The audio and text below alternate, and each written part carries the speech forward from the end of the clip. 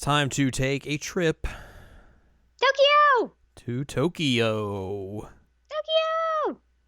the place where all your dreams will come true. And Godzilla steps on things. Sure. Not in this series. He doesn't. No, he doesn't. This or she, depending on what you're talking about. But no, whenever somebody says Tokyo, like even though I know that it's also a city, my brain goes to Blue Oyster Cult. Oh. Yeah, There goes Tokyo. Godzilla. Yeah, yeah. So that tells you my upbringing. That makes sense. Yep. I mean, it's the most me thing in the world to just say like, when I hear Tokyo, I think of Godzilla and Blue Oyster Cult. It's just 100%. 100% of you think. Anybody who knows me is like, yeah, okay, that makes sense. Hello, welcome. This is episode number 7 of Jared and Al Watch Love Live Sunshine. I'm Jared, that is Anladium. Hi. And we're here to talk to you about episode number 7, Tokyo. Tokyo. That's where we're going to go to Tokyo. So everybody's real excited to go to Tokyo. Let's go to Tokyo.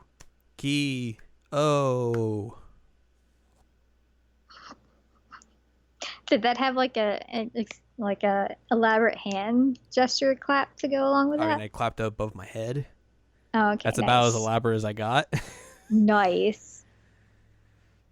So yeah, we start this episode off with the fallout of the PV, because the PV has boosted up Aqua's performance, or not performance, but popularity, and now they're in the top 100.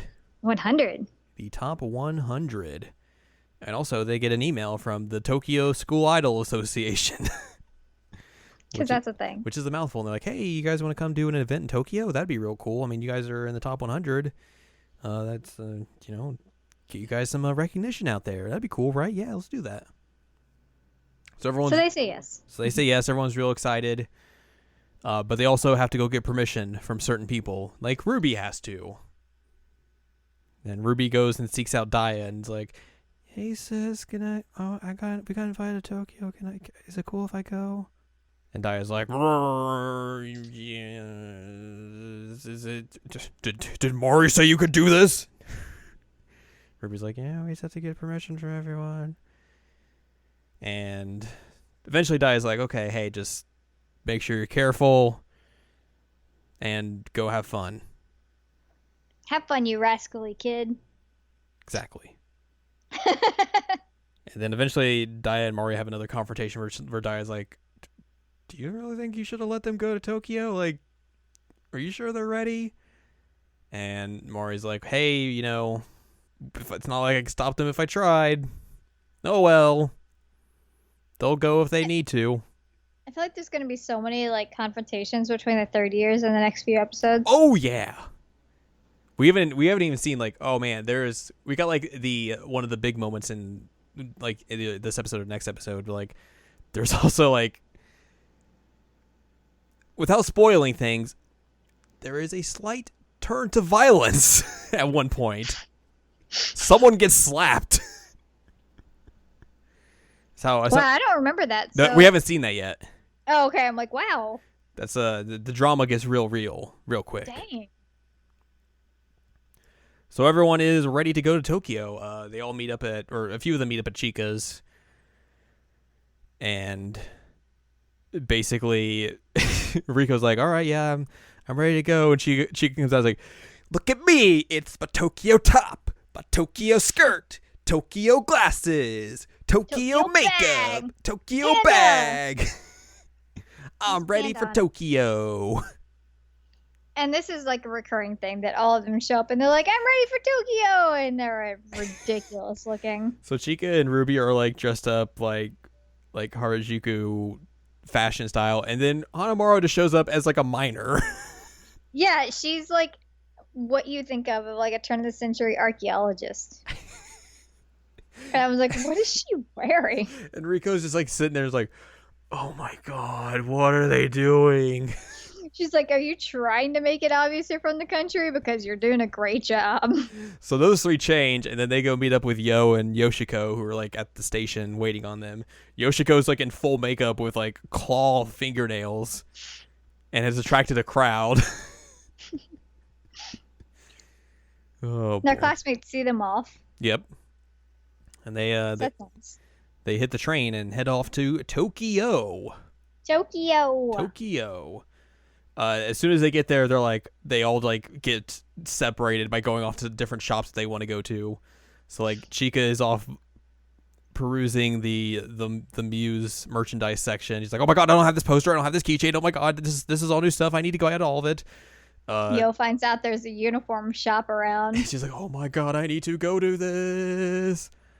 Hanamaru and Ruby go off and do something. I forget what. But I don't remember what they do. they're off doing their own thing as well.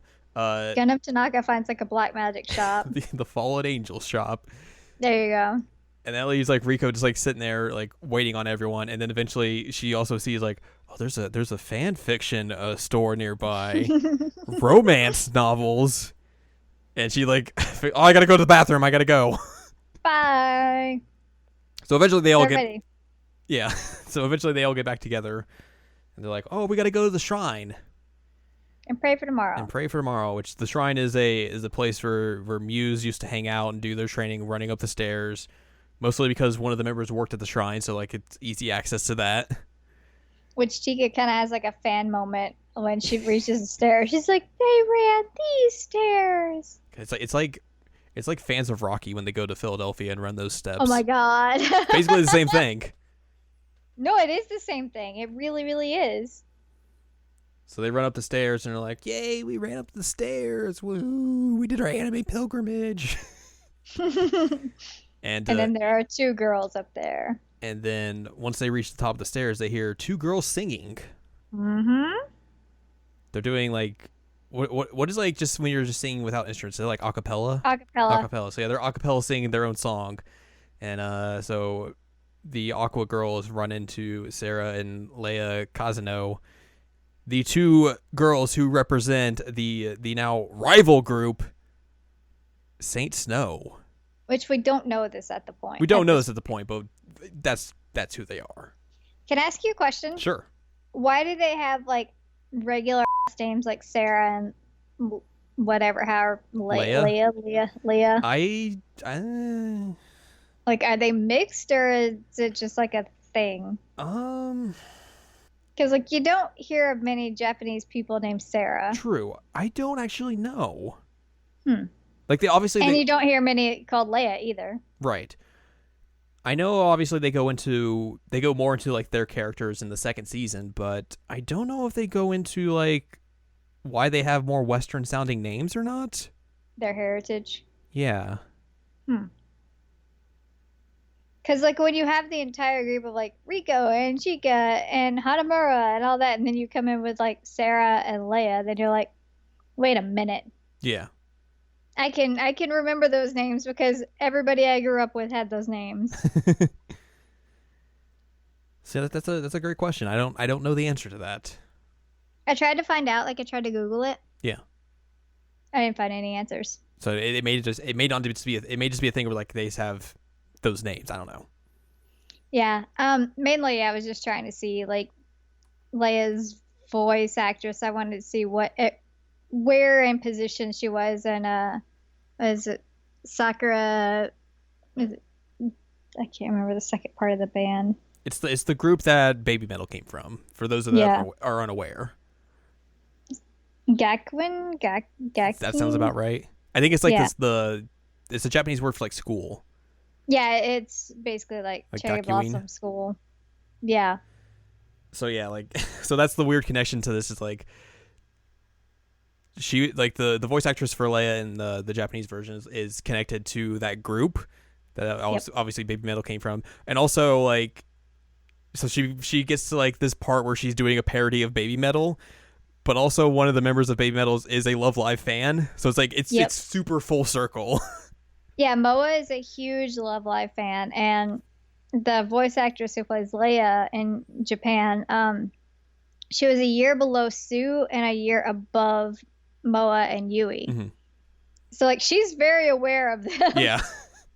So I think it's very entertaining that this is like what she landed on. It's A+ casting is what it is. It totally is. It's very, very fitting.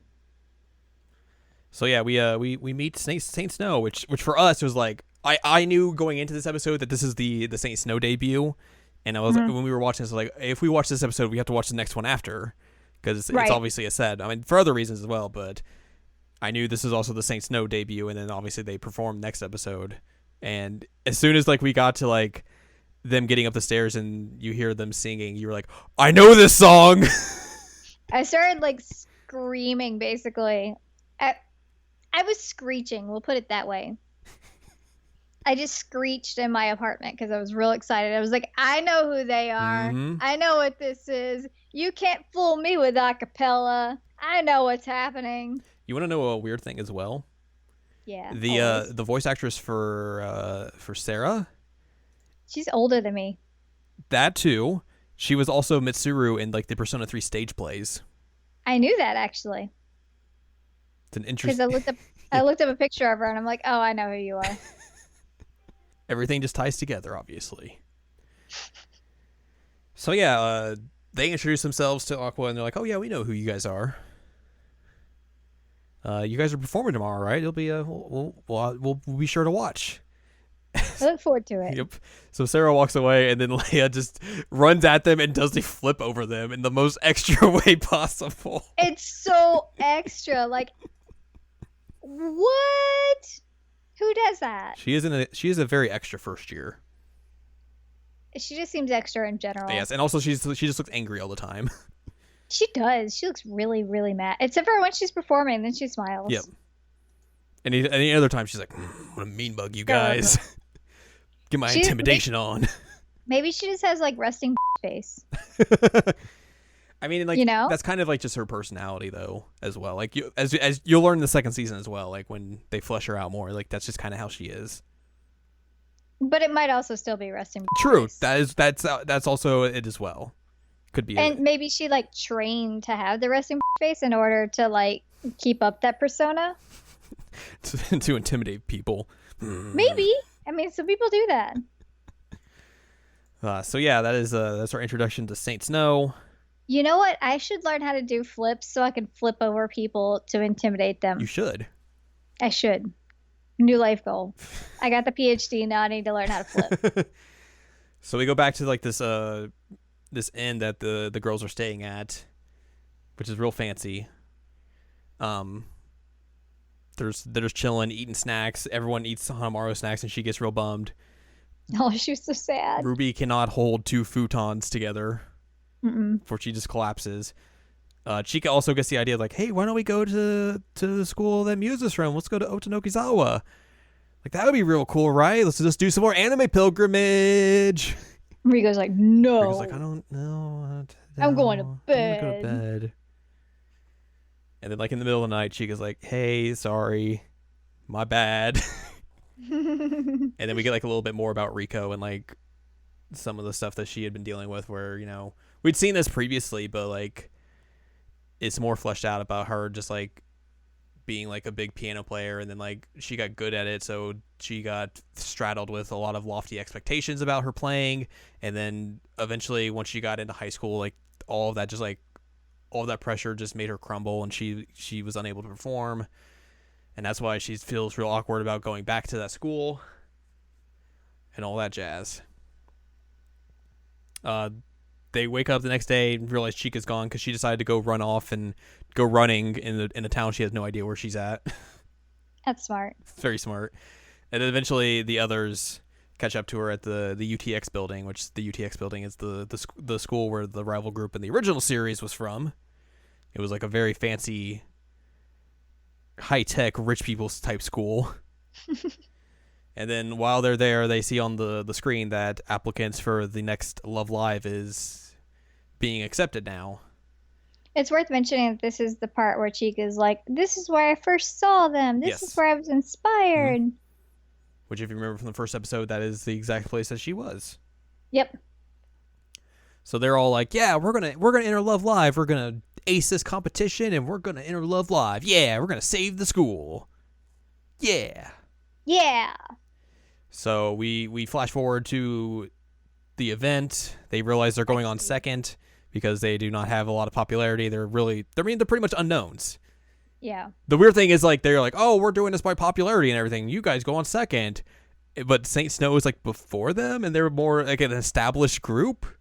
Yeah, it didn't make a whole lot of sense. But they're like, we're the opening act. Yeah, it makes sense as for, like, the drama of, like, oh, they have to come, like, Saint Snow has to go out and, like, show them how it's done. But in logistics, it really doesn't make any sense why they would be the openers.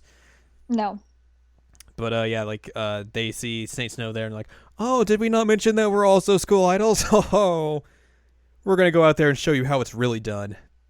This is real school idol shit. Drop the mic. Drop the mic. But we don't actually get the performance this episode. We don't.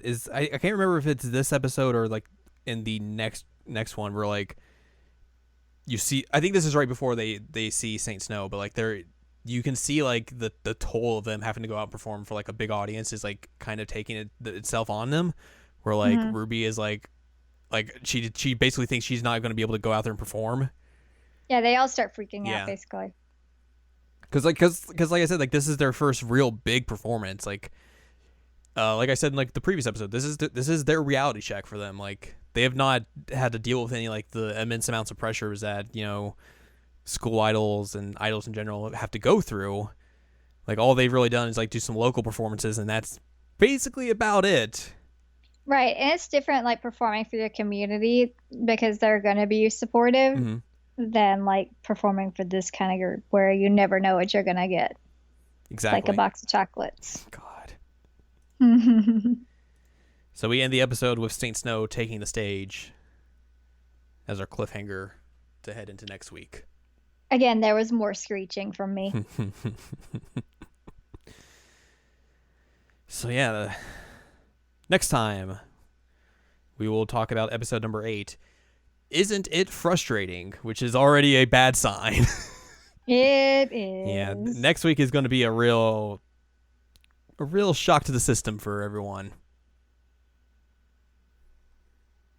But we'll talk about that next time.